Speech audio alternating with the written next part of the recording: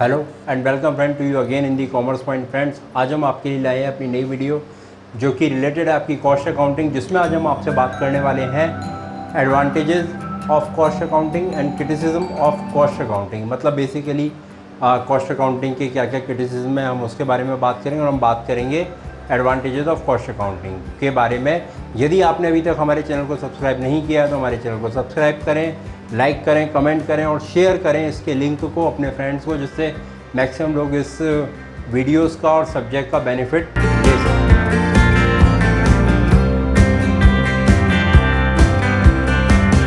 तो आइए शुरू करते हैं हम अपनी आज की video, advantages of cost accounting.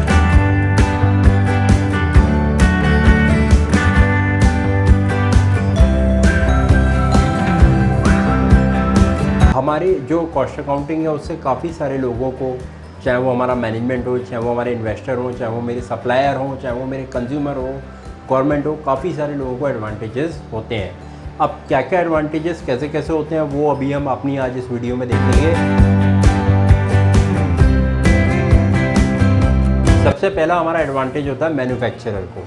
जो मेरे मैन्युफैक्चरर्स हैं उनको बहुत ज़्यादा एडवांटेजेस होता है मेरा किसका, कॉस्ट अकाउंटिंग का। क्यों होता है? देखिए, सबसे पहले जो मैन्युफैक्चर है यानी वही मेरे टॉप लेवल मैनेजमेंट है और वही मेरे प्रोड्यूसर हैं और वही ओनर है।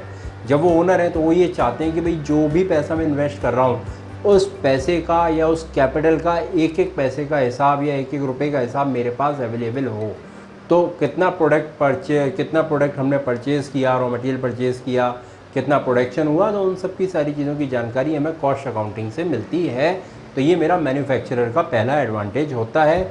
मैन्युफैक्चरर के कई पैरामीटर्स पे वो अपने आप को चेक करता है कि भाई कॉस्ट अकाउंटिंग में ये चीज़ें मैं एवेल्यूएट कर रहा हूँ तो मेरा सब कुछ सही चल रहा है या नहीं। सबसे पहली एक्टिविटी वो जो एवेल्यूएट करता है दैट इज़ प्रॉफिटेबल और non profitable of the product. मतलब जो भी मैं एक्टिविटी परफॉर्म कर रहा हूँ आइदर वो प्रॉफिटेबल है या नॉन प्रॉफिटेबल है। तो सबसे पहले तो वो ये एवेल्यूएट करता है कि क्या वो मेरे लिए सही एक्टिविटी है, क्या उससे मेरी कॉस्टिंग निकल कर आ जाएगी, मैं प्रॉफिट अर्न कर पाऊँगा थोड़ा बहुत। तो सबसे पहले मैन्युफैक्चरर चेक करता है कि भाई either the activity is profitable और not profitable of the firm. Second है valuation of cost of product to be sold. Cost of product मेरे प्रोडक्ट की क्या निकल कर आ रही है जब वो फिनिश गुड्स में कन्वर्ट हो चुका है। किस में कन्वर्ट हो गया? Finish goods. फिनिश गुड्स का मतलब होता है ready for sale. Finish goods का मतलब होता है रेडी फॉर सेल्स, कि भाई मेरे ये फिनिश गुड्स तैयार हो गया और इस फिनिश गुड्स को तैयार करने में मेरी COP, कॉस्ट ऑफ प्रोडक्शन, कितनी आई है। Then valuation of closing stock. मैंने भी आपको पीछे फंक्शंस में बताया था, जो हमारी पुरानी वीडियो थी, कि भाई जो मेरा स्टॉक है, जो मेरा मटेरियल है, वो मटेरियल में 100% ज़रूरी नहीं है मेरा यूज़ हो जाए पूरे साल भर के अंदर। क्या होता है, ये एक रेगुलर प्रोसेस है। मेरा जो प्रोडक्शन है वो रेगुलर प्रोसेस है, वो चलता रहता है, नया मटेरियल आता रहता है, पुराना मटेरियल ख़त्म होता रहता है, फिर एक साइकिल चलती रहती है।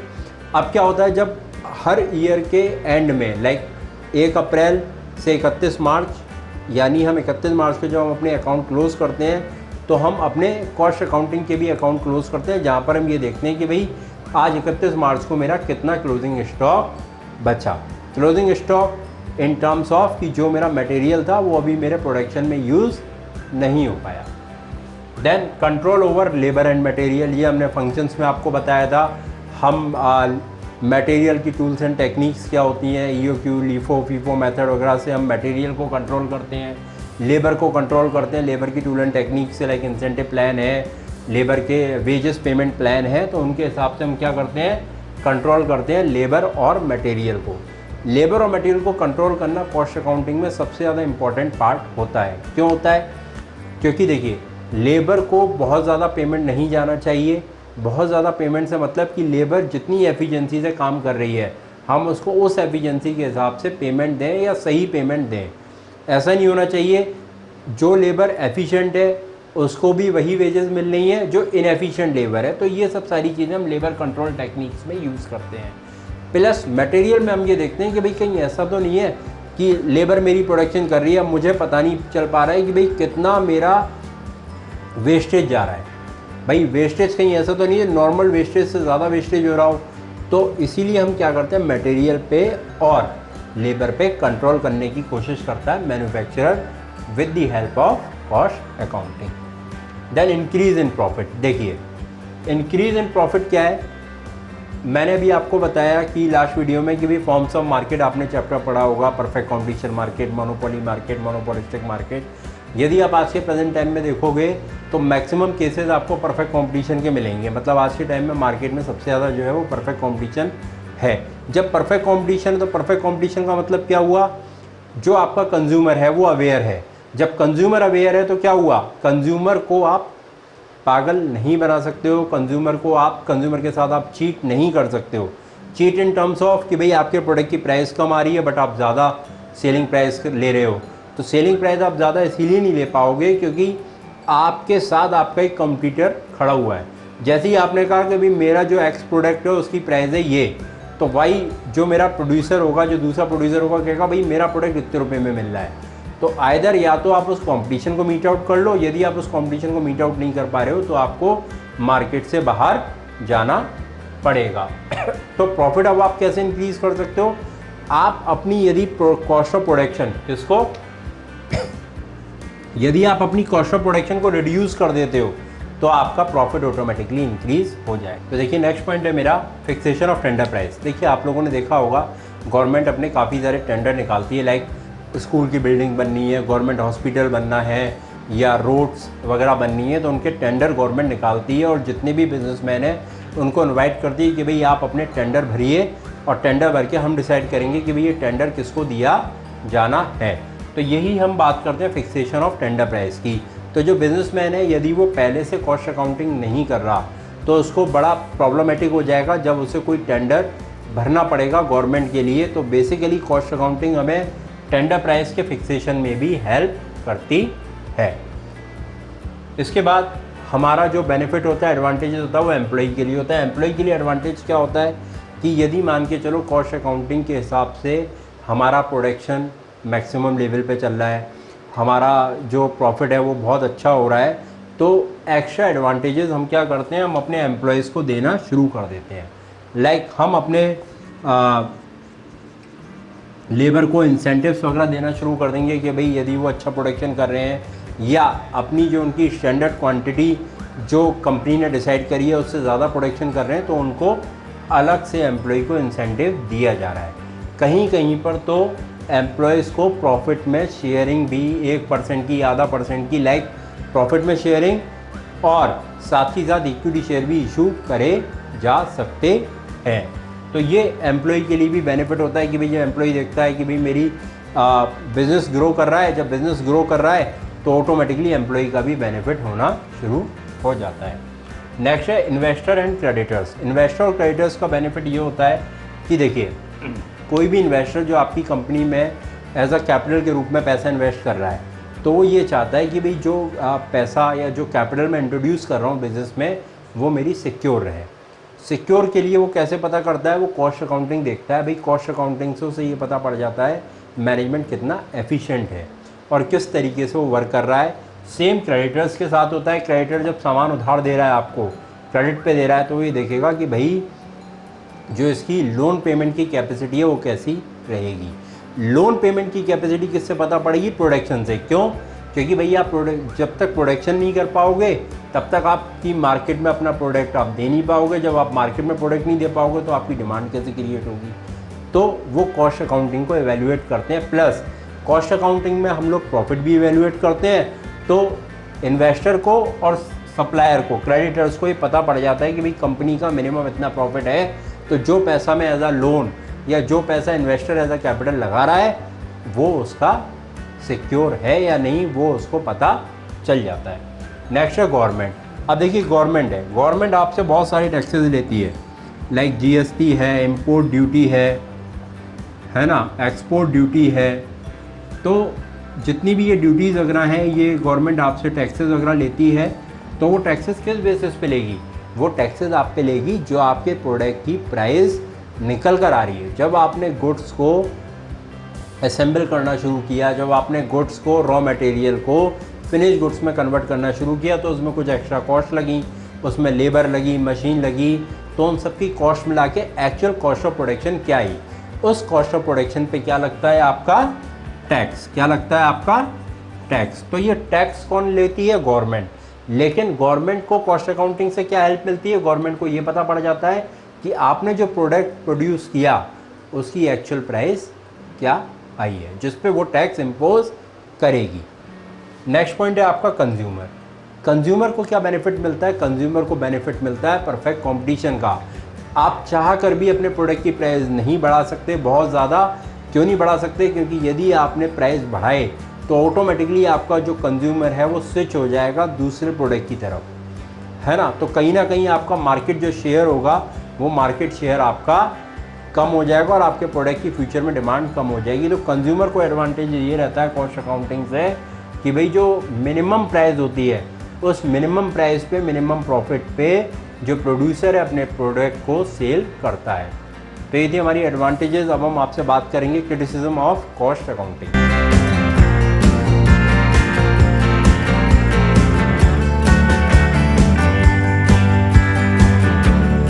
भाई अब हम बात करते हैं क्रिटिसिज्म ऑफ कॉस्ट अकाउंटिंग। किसी चीज़ के यदि एडवांटेजेस होते हैं तो उसके कोई डिसएडवांटेजेस या क्रिटिसिज्म भी होते हैं। तो आज हम बात करेंगे क्रिटिसिज्म ऑफ कॉस्ट अकाउंटिंग क्या क्या हो सकते हैं।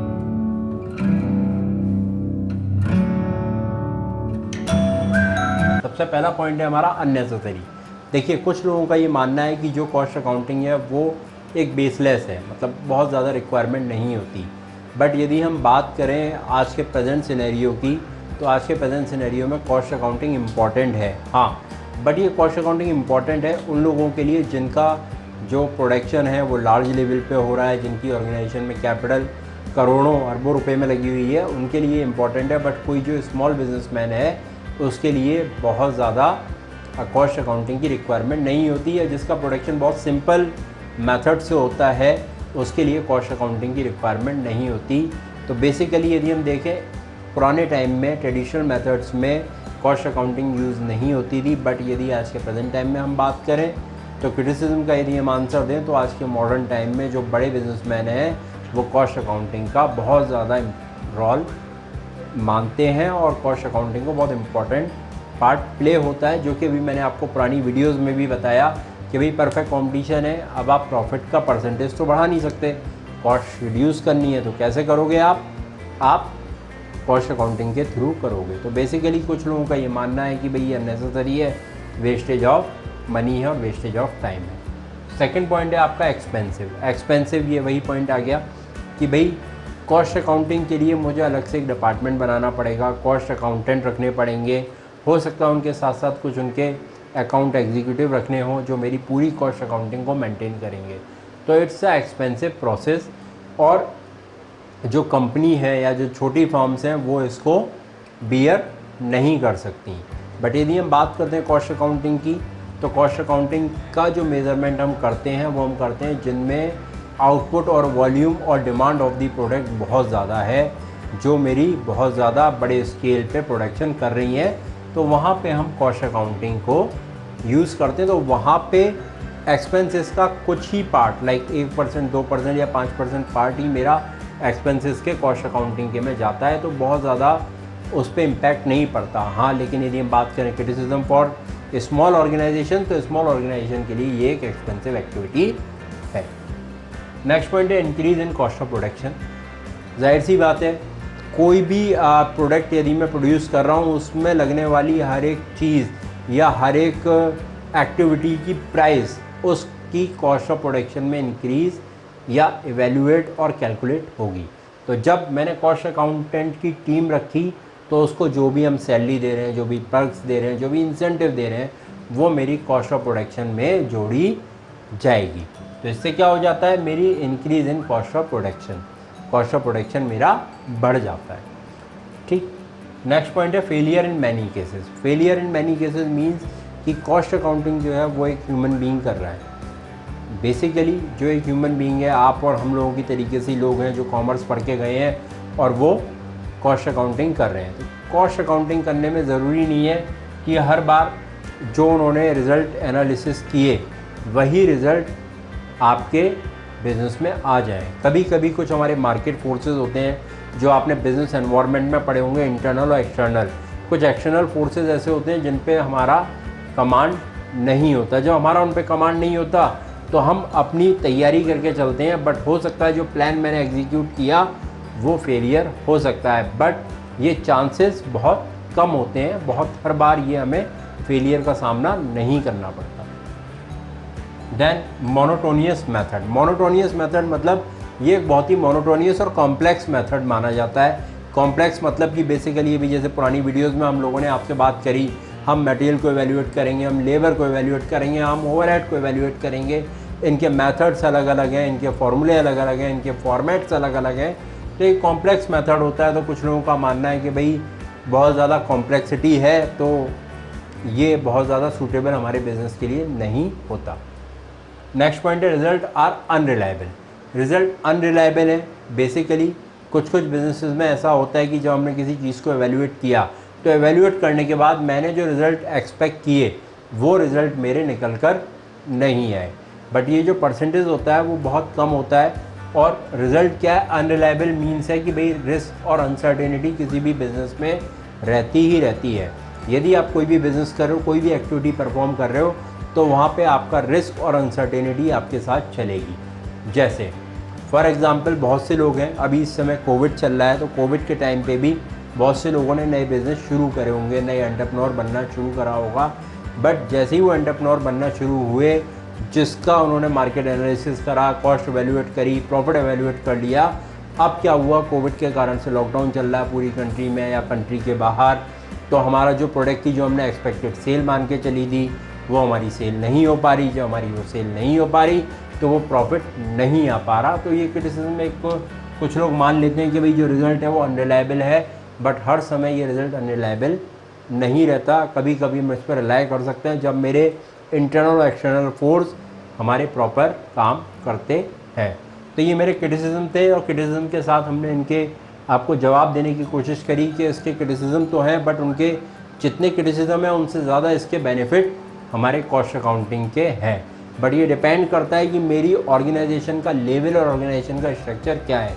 अगर हम जो बड़ी लॉन्ग टर्म कैपिटल की ऑर्गेनाइजेशन है या ज़्यादा कैपिटल की ऑर्गेनाइजेशन है, ज़्यादा प्रोडक्शन जो ऑर्गेनाइजेशन करती है, उसके लिए ये क्रिटिसिज्म सारे बेकार हैं। ये क्रिटिसिज्म एक शॉर्ट जो स्मॉल लेवल की कंपनी है, जो छोटी कंपनी है, उसके लिए फीजिबल हो सकते हैं।